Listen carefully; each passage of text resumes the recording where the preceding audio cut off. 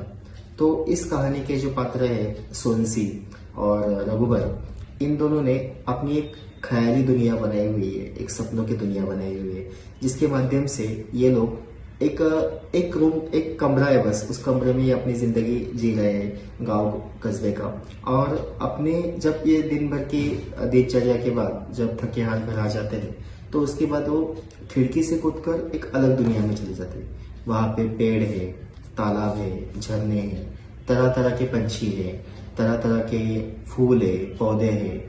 और उस झरने में तैरने का, उस झरने में बगीचे में घूमने का ये लोग आनंद उठाते हैं, लुत्फ उठाते हैं। और वहाँ की जिंदगी जीने के बाद ये लोग वापस उस खिड़की से अंदर आ जाते हैं जो हकीकत की दुनिया है।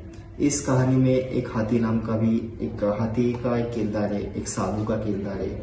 हाथी वास्तविकता बताता है कि हम जितना दिख रहे हैं उससे भी कहीं बड़ा जी सकते हैं, और बड़ी आपदाएं आती है, छोटी आपदा आती है, तो उससे हम कैसे निपट सकते हैं। भले ही कुछ भी हो, लेकिन हम अपनी जिंदगी जीना नहीं छोड़ सकते। उसी तरह से खिड़की के बाहर हर एक की एक दुनिया होती है कि यहाँ पे मैं ऐसा हूँ, वहाँ पे ऐसा हो सकता है, वैसा हो सकता है। तो जिंदगी जीने को हमें सपने सिखाते हैं। और ये दोनों जिस तरह से इस कहानी में वर्णन किया गया है, तो हमें कहीं भी नहीं लगता कि ये दुनिया असल में मौजूद है ही नहीं। ऐसा लगता है कि सच में उस खिड़की के बाहर लोग पगडंडी से चल के जाते हैं, वहां पे रहते हैं। उस खिड़की के बाहर एक हमेशा रहने वाला किरदार, एक बुढ़िया का किरदार।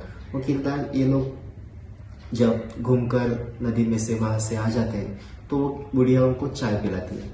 और एक चाय भी एक रूपकात्मकता है कि एक कप टूटा हुआ होता है, कप की डंडी, और दूसरा कप अच्छा होता है। तो इस कहानी का जो नायक है रघुबर, वो टूटे हुए कप में खुद चाय पीता है और अच्छे कप में अपनी पत्नी सोनसी को चाय पिलाता है। ये दर्शाता है कि हम लोग खुद खुद अब कैसे भी जी रहे हो, लेकिन हम जो अपने सहकर्मी हैं या फिर जीवन के साथ जो अपने साथी हैं, उनको हम अच्छी जिंदगी देने की कोशिश करते हैं। और कहानी के माध्यम से यही दर्शाया गया कि जैसे भी हो वैसे हो, हम खुश रह सकते हैं।